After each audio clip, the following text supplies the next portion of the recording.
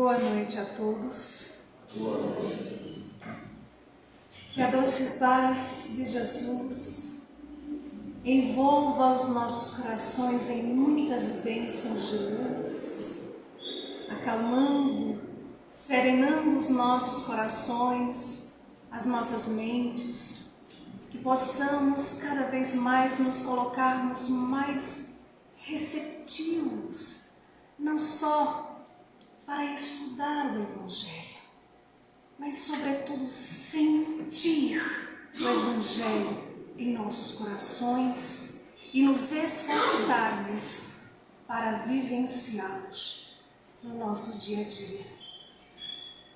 Agradecidos estamos a Deus pela oportunidade de estarmos aqui neste plano físico, neste planeta escola, onde todos nós estamos matriculados, tendo a oportunidade de rever os nossos conceitos, as nossas atitudes, de fazer aquele mergulho interior, identificar aquilo que precisa ser trabalhado, corrigido, consertado, transformado em nós.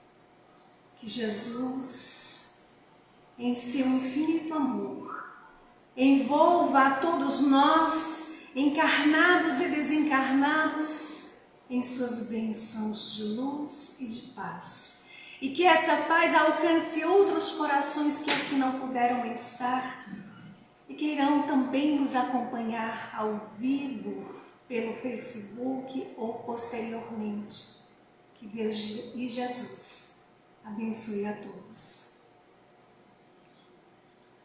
Queridos irmãos, em o Evangelho segundo o Espiritismo, capítulo 16, não se pode servir a Deus e a Mamon é o título, mas também é uma passagem bíblica que está em o Evangelho de Mateus, capítulo 6, versículo 24, quando Jesus nos ensina sobre a impossibilidade de servir a dois senhores, se referindo a Deus e às riquezas materiais, personificadas pelo termo mamon.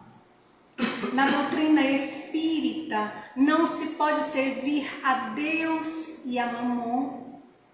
Pode ser interpretada como um grande alerta aos nossos corações, para priorizarmos os valores reais, os valores do Espírito, para buscarmos o crescimento moral, o crescimento íntimo, em detrimento à busca desenfreada pelas riquezas materiais, pelo poder, pelas posses. No livro Caminho, Verdade e Vida, o primeiro livro da coleção Fonte Viva, psicografia de Chico Xavier, ditado pelo Espírito Emmanuel, ali no capítulo 149, na mensagem intitulada Propriedade, Emmanuel afirma: cada conquista terrestre deveria ser interpretada pela alma como força de elevação. E ele também vai afirmar que o homem ele ganhará impulso santificante, compreendendo que só possui verdadeiramente aquilo que se encontra dentro dele, no conteúdo espiritual da sua vida. Emmanuel também vai nos lembrar que tudo que se relaciona com o exterior, sejam as pessoas, os objetos, os bens transitórios, méritos pertencem a Deus, que nos concede de acordo com o nosso mérito, com a nossa necessidade. E com esta afirmativa do Espírito Emmanuel, nos convidando a refletir sobre os verdadeiros valores. Vamos nos dirigir novamente ali ao Evangelho segundo o Espiritismo, no capítulo 16, agora no item 9, as instruções dos Espíritos. Porque o Espírito Pascal também nos lembra que o homem só possui em plena propriedade aquilo que lhe é dado levar deste mundo. Essa é a verdade.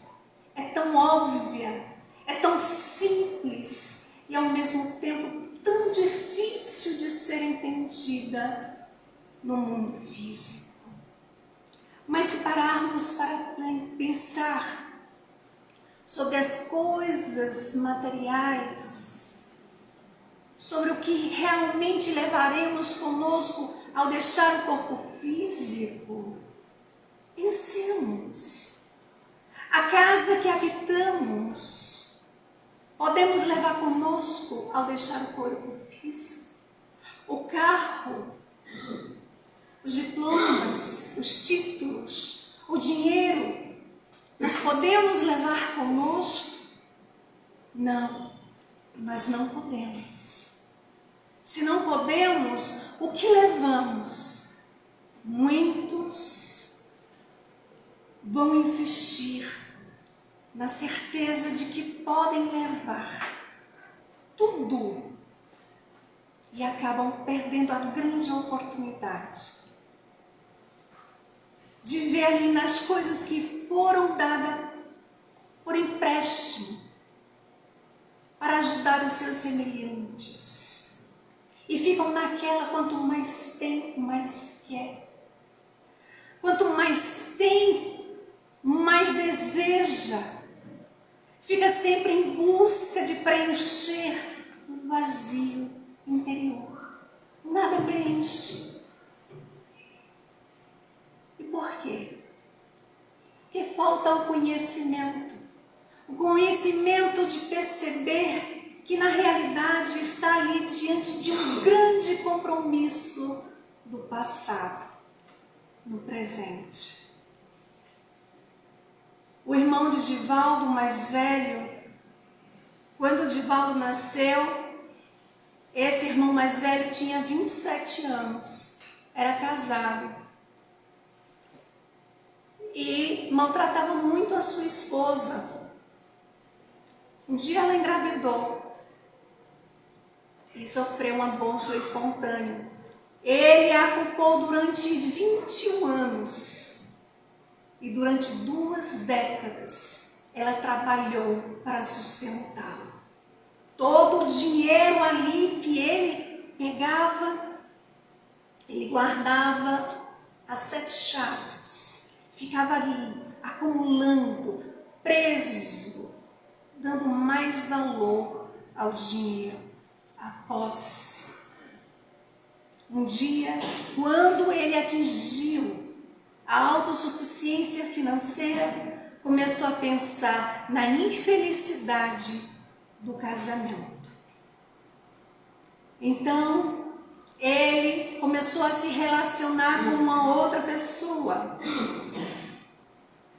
E ela, essa nova companheira, ao contrário de sua esposa, não trabalhava. Ficava ali, apoiando-se no dinheiro dele. Ele então se separa de sua esposa, vai viver com essa nova companheira, e só após 5 anos que ele estava separado foi que surgiu no Brasil. Chegou ao Brasil a lei do divórcio.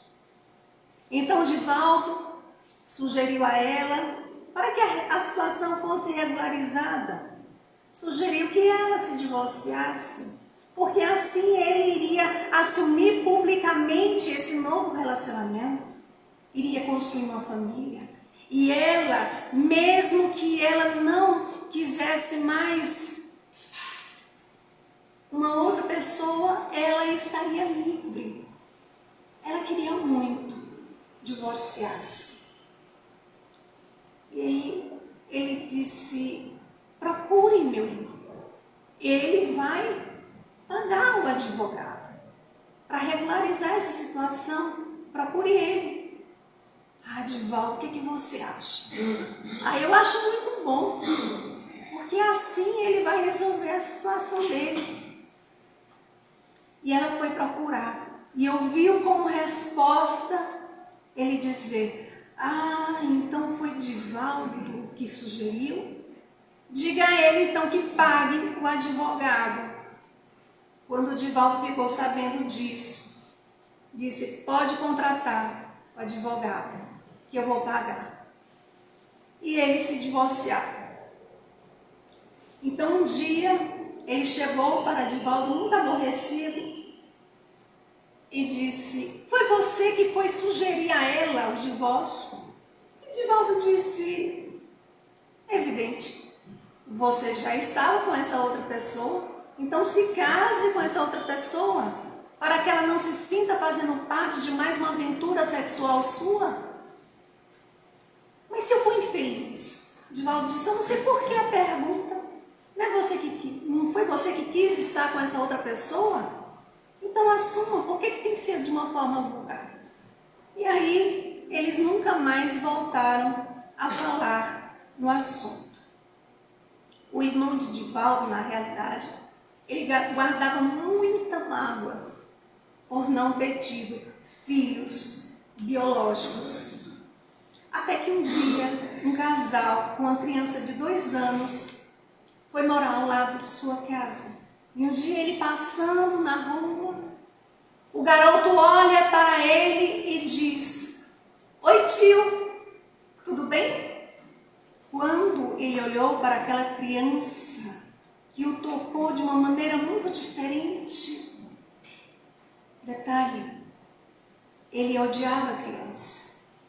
Mas o seu ódio pela criança, na realidade, era uma forma de expressar a amargura que ele guardava dentro dele por não ter tido filhos. Mas ali, aquela criança tocou fundo o seu coração. E ele respondeu ao cumprimento. Não só isso, se aproximou dos pais daquela criança e quando viu, fez amizade com os pais e começou a querer intervir, querer se meter ali na educação daquele menino. O tempo passou, um dia ele disse a Divaldo: você sabe que eu não creio nesse negócio de reencarnação não, né? Mas se isso aí realmente existe, eu vou dizer uma coisa: aquele menino já foi meu filho em outra existência. E aí Divaldo, já prevendo o problema, começou a conversar com ele, tentou aconselhar, mas não adiantou muito não. Ele insistia ali em querer se intrometer na educação da criança. Até que um dia, os pais daquele menino foram procurar Divaldo. Eles tinham condições financeiras. E Divaldo disse a eles, sugeriu que eles mudassem de cidade. E eles assim fizeram. Só que não adiantou muito não, porque o irmão de Divaldo acabou descobrindo que eles haviam mudado para uma outra cidade. Descobriu um lugar. O que foi que ele fez? Alugou um apartamento de frente à casa desse casal, só para ficar acompanhando o crescimento daquele garoto. E aí já viu, a pessoa que não, ele já estava lá de novo. E aí o tempo foi passando. Um dia ele confessou a Divaldo, dizendo: Di, eu comprei um automóvel para o meu filho. Ele insistia que o garoto era filho dele. Eu sei que ele só tem 14 anos, não pode dirigir, por isso eu deixei aos cuidados dos pais. E aí passa Divaldo, um certo dia, indo para o trabalho espiritual, destilando mágoa e pensando, mas não é possível que ele não raciocine. Ele já tem 80 anos de idade. E quando ele chegou lá na reunião, se aproximou um espírito amigo e disse: Divaldo, eu vou precisar escrever o seu intermédio. E assim aconteceu. A mensagem narrava a história, uma história que ocorreu no ano de 1860, mais ou menos. Falava de um homem chamado Agelino, que ele não tinha muitos recursos financeiros. Era casado e, ao contrário dele, a sua esposa tinha muitas propriedades, tinha mais recursos que ele. E eles tinham um filho.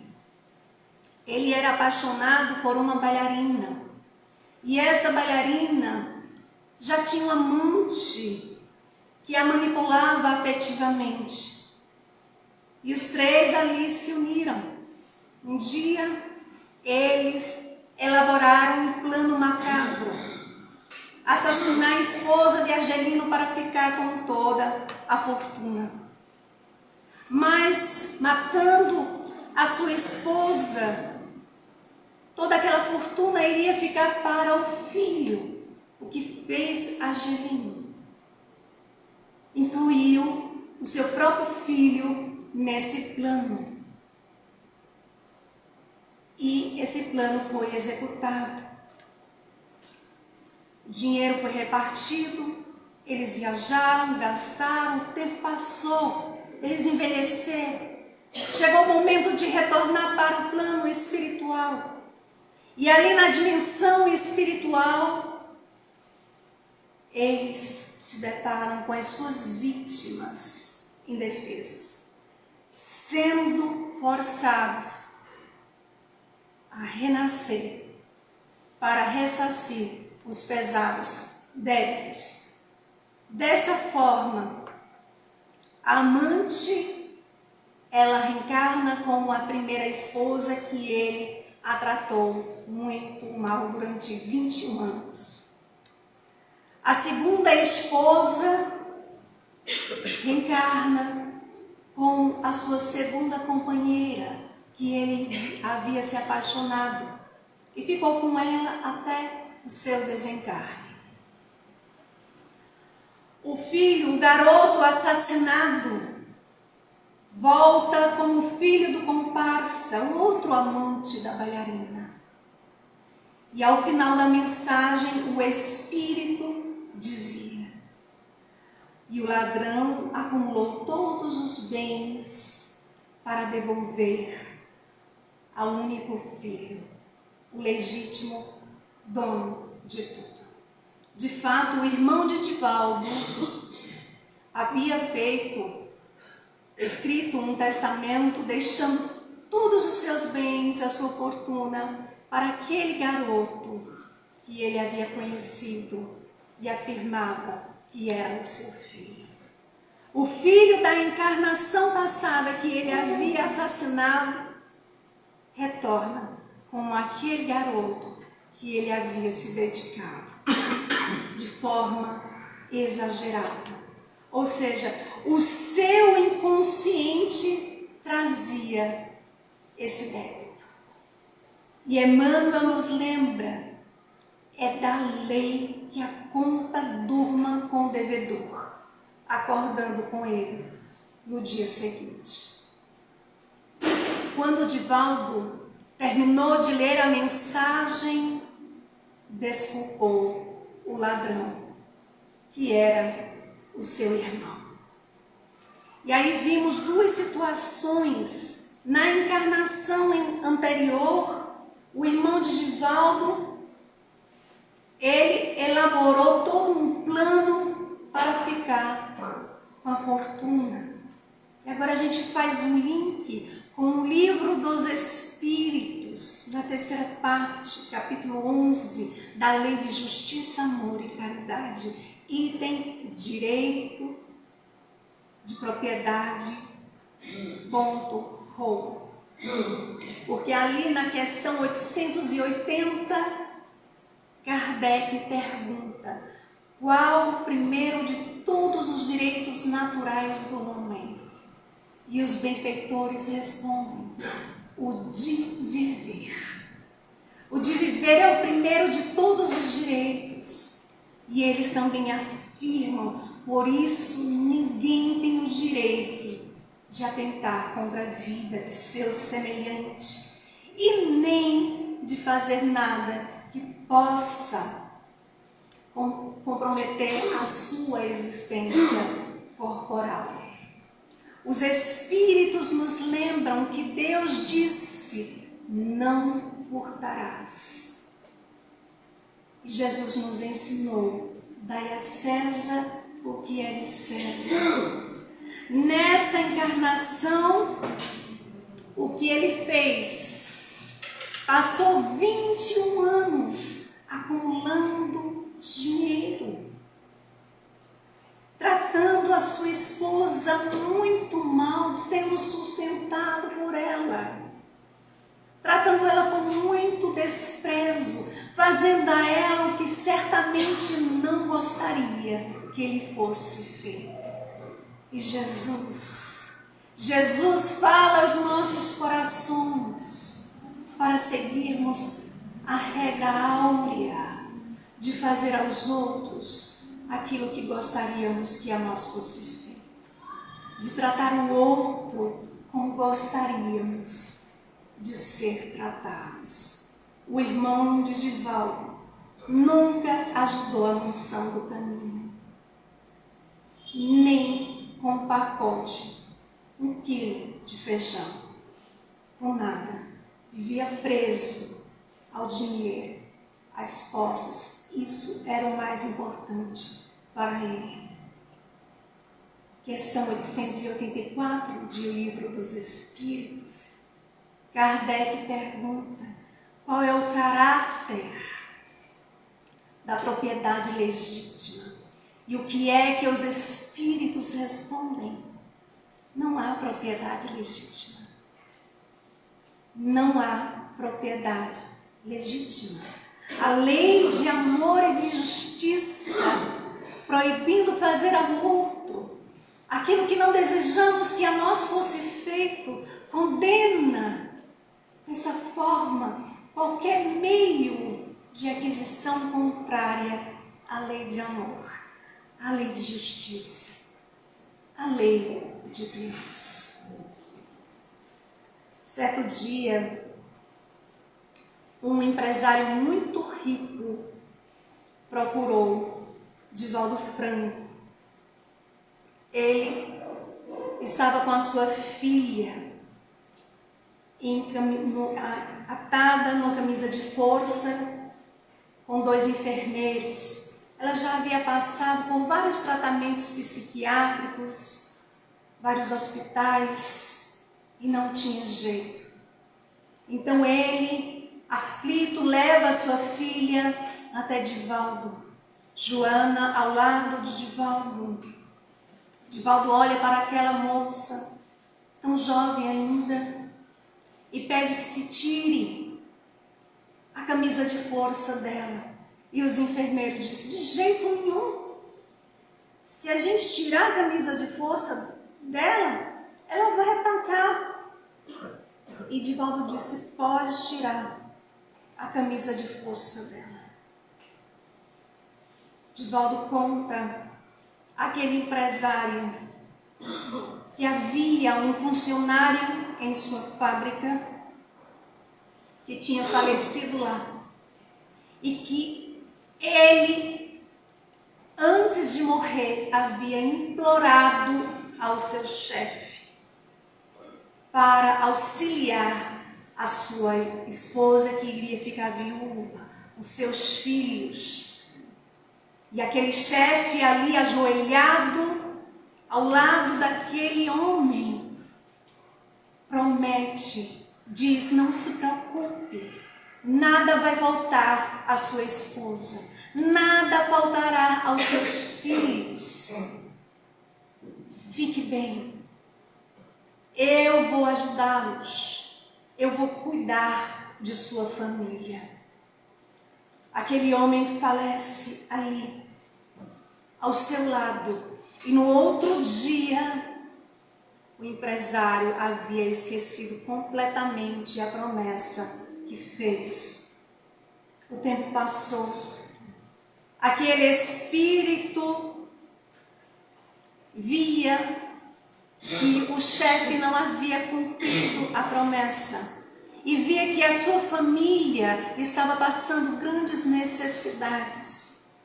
Então, ele se aproxima da filha daquele empresário, vê ali uma porta de acesso e começa a obsidiá-la, deixando ela muito agitada.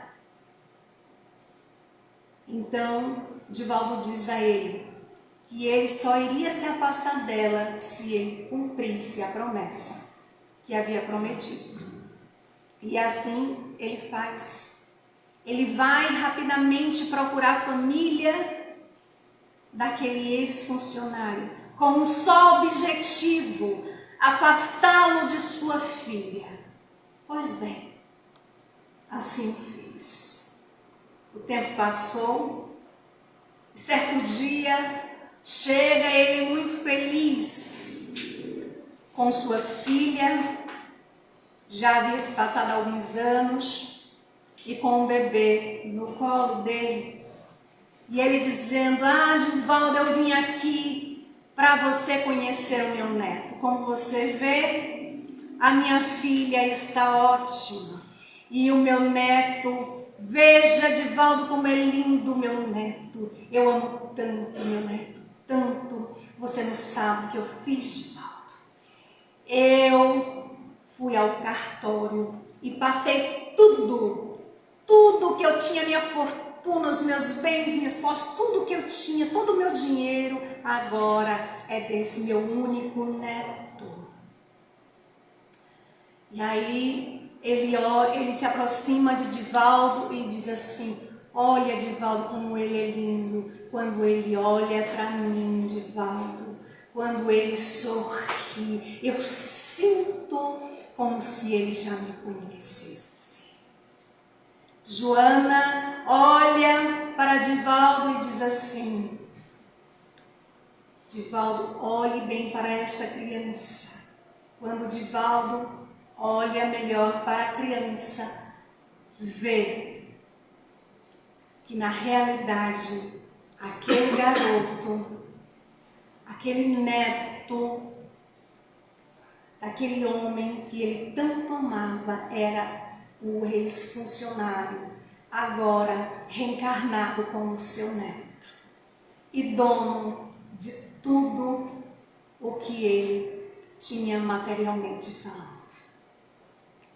Lembrando que ele apenas procurou ajudar a família na intenção de apenas afastar aquele ex-funcionário, aquele obsessor de sua filha.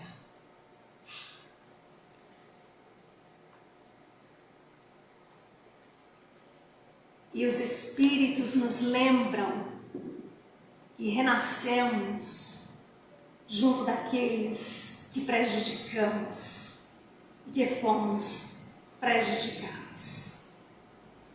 A pessoa, ela pode morar numa mansão, num apartamento de luxo, trocar de carro todo ano, fazer viagens internacionais e ficar presa à ilusão de que vida boa é ter coisas, vida boa é viajar, vida boa é curtir, é aproveitar os prazeres da vida material. Isso é vida boa. Se não for assim, não tá bom, não tá legal. Só que, com a morte do corpo físico que chega para todo mundo, o ser espiritual nada leva. Todos somos seres espirituais e nada levamos deste mundo físico, a não ser aquilo que podemos agregar ao nosso coração, à nossa mente, ao nosso espírito, mas o material não. O material não levamos. E o que levamos são também a inteligência, os conhecimentos adquiridos e as qualidades morais. Assim afirma também o Espírito Pascal em O Evangelho segundo o Espiritismo. Porque ao chegarmos no plano espiritual, não será perguntado sobre as somas dos bens, dos dinheiros, dos títulos, dos diplomas. Não, nada disso. Mas sim a soma das virtudes adquiridas.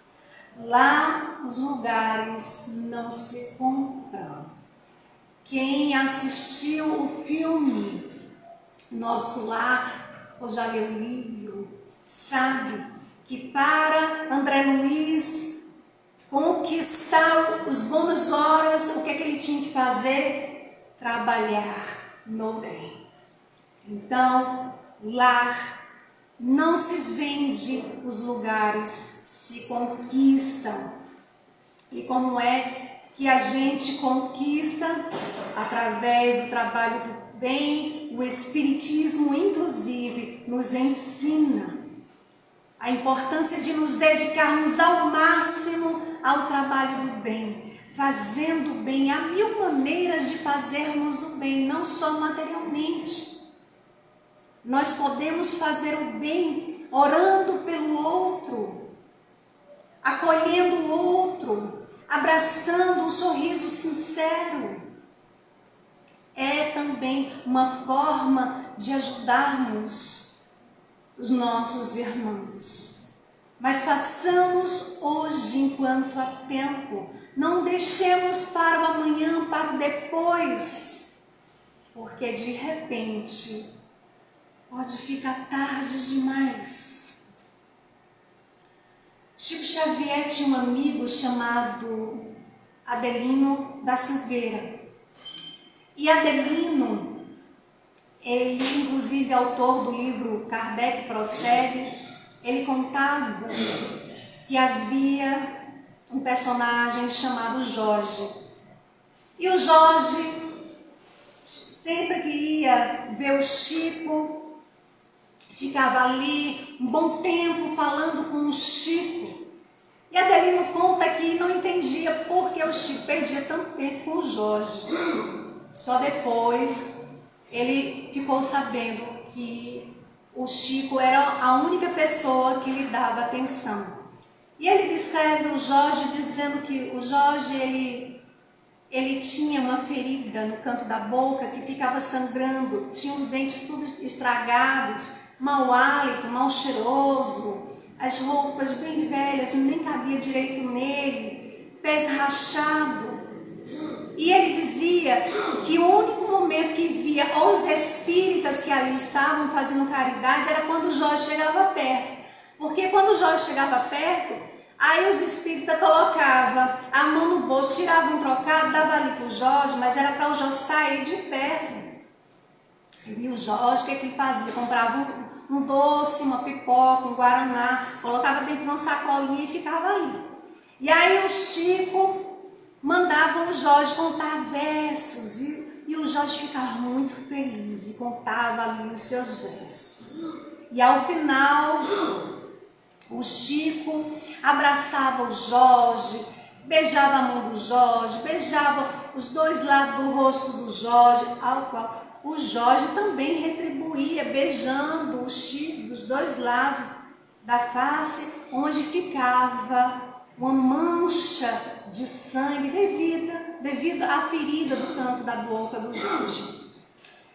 E Adelino conta que nunca viu o Chico limpar o rosto, nem na frente do Jorge, nem depois que o Jorge saía. Ele que muitas vezes pegava um pano de prato, molhava ali debaixo da torneira e ia enxugar aquilo que ele chamava de o beijo do Jorge.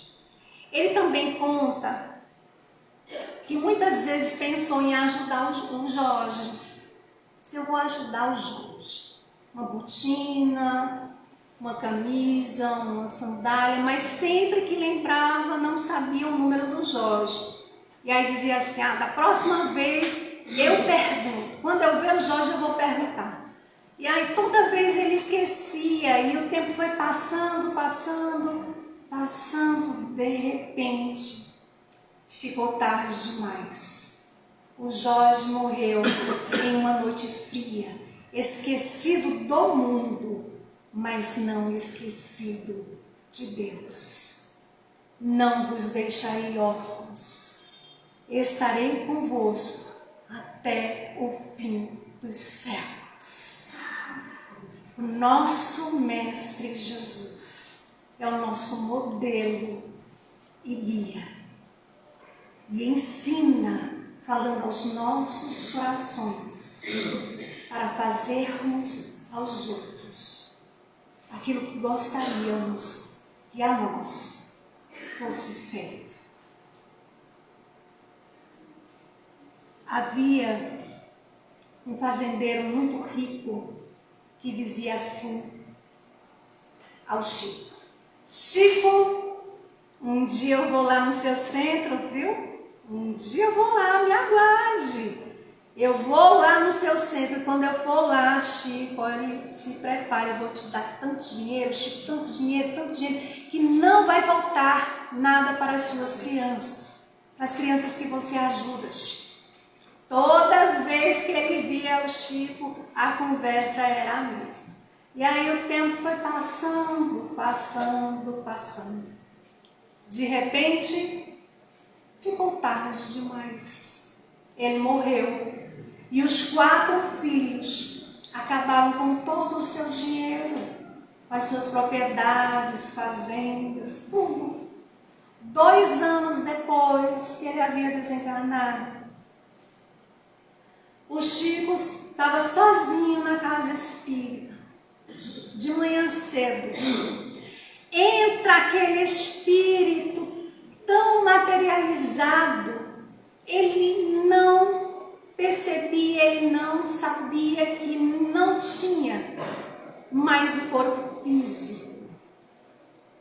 E ele disse assim ao Chico: Chico, meu amigo, olha eu aqui, meu amigo, até que fim eu tive a oportunidade, de entrar no seu centro. Que coisa boa, nossa, Chico, foi difícil, viu? Mas até que fim aqui cheguei. E agora mesmo, Chico, eu vou pegar a minha carteira, vou pegar aquele cheque, vou assinar no valor mais alto para dar para as suas crianças. O Chico, coitado, ficou ali olhando para aquele espírito, estatalado, sem saber o que dizer. E aí aparece o Espírito Emmanuel, seu mentor, e diz assim ao Chico: adivinha quem vai dizer para ele que ele morreu? Pois é, o próprio Chico, coitado, teve que dizer para aquele espírito tão materializado que ele não tinha mais o corpo físico, muito menos carteira e cheque. Ele estava tão preso às coisas materiais, ao que tinha deixado, que vivia ali naquele sofrimento, naquela procura, naquela preocupação. Então, a gente agora vai fazer um link com o livro Palavras de Vida Eterna. Na mensagem intitulada, no capítulo 119, na mensagem intitulada Nos Problemas da Posse, nosso tema de hoje. Porque inicia com a passagem, primeiro ao Timóteo, capítulo 6, versículo 7, quando o apóstolo Paulo ele afirma, dizendo assim: porque nada trouxemos para este mundo, e manifesto é que nada levamos dele. E acerca dessa passagem, dessa afirmativa do apóstolo Paulo, Emmanuel, ele tece os seus comentários e nos aconselha dizendo assim: usa as possibilidades da vida, mas sem a presunção de assenhoreares daquilo que Deus te empresta. Ou seja, usemos das possibilidades da vida, usemos das coisas que vamos conquistando, materialmente falando, mas sem a pretensão de achar que é nosso, sem a pretensão de achar que levaremos ao deixar o corpo físico, porque tudo pertence a Deus, o nosso Pai. E a gente volta ao Evangelho segundo o Espiritismo, ali no capítulo 16, Instruções dos Espíritos, no item agora 10, porque o Espírito protetor, ele também vai nos lembrar dizendo assim: os bens da terra pertencem a Deus, que os distribui a seu grado, não sendo o homem senão usufrutuário. Nós somos usufrutuários, administradores das coisas que recebemos por empréstimo. Agora a gente vai ao livro Céu e Inferno, na segunda parte, capítulo 4, onde vamos encontrar ali vários casos de espíritos sofredores. E há um caso que muito me chamou a atenção, foi de um espírito chamado François Riquier. Quando encarnado, era muito apegado às coisas materiais, ao dinheiro, muito avarento, solteirão. E tinha uma senhora que teve até uma aproximação com ele, mas depois ela se afastou e nem sabia que ele havia desencarnado. Isso, ele desencarnou no ano de 1857. E aí, 5 anos depois, ele aparece no sonho de sua filha, da filha dessa senhora, dizendo a ela que queria falar com a mãe dela. Essa filha dela era médium, tinha várias faculdades, inclusive era excelente médium de psicografia, médium escrevente. E dias depois ele se manifesta naturalmente e diz a ela, insistindo, que queria falar com a mãe dela. A mãe dela estava presente e ali inicia um diálogo. E ela pergunta: o que queres de nós? Ele disse: eu quero meu dinheiro, eu quero tudo que tiraram de mim. Aqueles miseráveis me tiraram tudo, então eu quero que faça justiça. Eu quero que você me ajude a fazer justiça, porque eu já tentei falar com eles, mas eles não me escutam. Já me disseram que eu era usuário, não sei por que não devolve o dinheiro que é meu. E ela lembra a ele: mas você está morto, você não precisa de dinheiro. Por que você não pede a Deus que você retorne, que você renasça numa família pobre para expiar essa avareza? Ele disse: de jeito nenhum. Eu não imagino viver sem o dinheiro. E eu também não preciso de outra vida. E aí ela vai fazer uma pergunta para despertar ele para a realidade. Porque ela percebeu que, na verdade, aquele espírito estava em grande sofrimento. E ela pergunta: sofreis? Ele disse: sim. Como eu sofro? Eu sofro muito mais do que a doença mais cruel. Porque a minha alma que suporta todas essas torturas, cai a ficha. E ele recorda que ele está em grande sofrimento na realidade. E ela diz assim, e ele diz assim: eu sei que eu fui um grande miserável. Eu sei que eu sou indigno de piedade. mas nesse momento eu preciso muito de ajuda. Por favor, me ajude. E ela disse, não se preocupe, nós vamos ajudar você. Nós vamos orar por você. E ele agradece, diz muito obrigado. Orem mesmo por mim para que eu esqueça essas coisas, essas riquezas terrenas. E aí, antes dele se despedir, ele escreve ali, deixa o seu endereço, como se ele ainda estivesse na vida física. E dias depois ela vai verificar o endereço e se tratava realmente do endereço dele.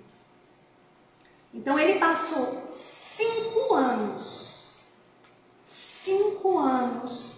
presos às coisas materiais, achando que tudo que ele havia ali conquistado materialmente, que tudo que lhe foi emprestado era dele. E ficou com muita raiva dos parentes que dividiram ali a herança. Ficou em grande sofrimento. E a gente vai voltar ao Evangelho segundo o Espiritismo. Ali no capítulo 28, Coletânea de Preces Espíritas. Minha gente, esse capítulo 28 é muito importante. Muito importante, porque não se trata apenas de modelos de preces. Ali nós temos o resumo do Evangelho. Kardec coloca ali, antes de cada modelo de prece, um prefácio, que é um texto introdutório, resumo. E é no item 40 que Kardec nos lembra dizendo assim: o homem que concentra nas coisas materiais todos os seus cuidados, aqueles laços são mais tenazes, mais doloroso, mais penoso é a separação. E mais perturbado e ansiedade é o despertar, além do túmulo. O que Kardec quer nos dizer com isso? Quando nós focamos as nossas atenções, as questões materiais, as coisas, inclusive aos sentimentos, que é do mundo material, o egoísmo, o orgulho, a vaidade, a inveja, o ciúme, a raiva, o ressentimento, o rancor. Quando ficamos presos a esses sentimentos, quando alimentamos esses sentimentos doentes em nós, quando damos mais valores às coisas da matéria, a tudo que não vamos levar, no momento que o corpo físico morre para o mundo físico, no momento que o corpo morre, esse desenlace que une pelo corpo espiritual do corpo físico, ele é mais doloroso, que é o processo do desencarne. Quanto mais apego, mais sofrimento, mais demora. Há casos de passar semanas, meses, anos preso ao mundo material. Ao contrário, quando a gente está no esforço de renovação interior, da prática do bem, nos esforçando por nos elevarmos espiritualmente, o momento do desenlace é mais suave, é menos sofrido, é menos teno. Então, Kardec nos chama a nossa atenção para voltarmos os nossos pensamentos, nossas ações ao trabalho do bem, à reforma íntima. Aprendemos que os valores reais, eles estão relacionados à posse dos valores como a bondade, a caridade, a fraternidade, a solidariedade, a honestidade, porque são essas virtudes que verdadeiramente enriquecem os seres humanos e o aproximam da sua essência espiritual. Nós também aprendemos a importância de reconhecermos que somos apenas administradores das coisas que nos foram emprestadas, que nos foram confiados, e que os verdadeiros valores são aqueles que nós podemos agregar ao nosso coração. Como é que a gente adquire a riqueza espiritual? Deixada como para nós, através da doutrina espírita, como a riqueza real e a riqueza espiritual. Como é que a gente conquista? Por meio do desenvolvimento moral e o crescimento interior. O Espírito de Santo Agostinho, na questão 919, nos lembra: um sábio da antiguidade vos disse, conhece-te a ti mesmo, nos colocando no trabalho do conhecimento de si mesmo, de fazer esse mergulho interior, identificar em nós aquilo que precisamos mudar, identificar inclusive aquilo que precisamos desapegar, deixar ir, e nos colocarmos no trabalho do bem, do amor, da caridade, que perdura para além da vida física, porque representa o verdadeiro legado para deixarmos no mundo, que é através do bom exemplo.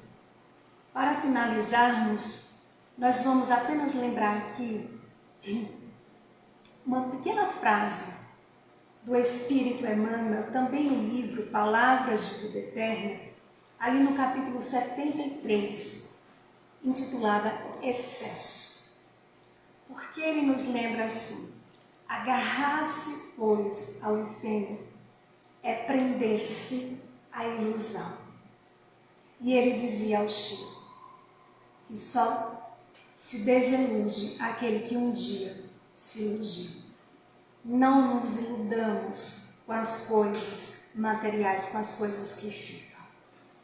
Porque nós estamos, sim, no mundo por necessidade, mas nós não somos do mundo. Que Deus, nosso Pai, abençoe a todos. Muita paz.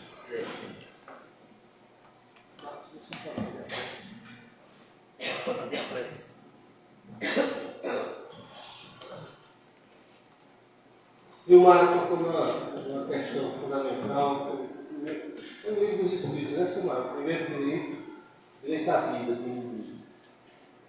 Por isso, o Espírito Silmar foi justificado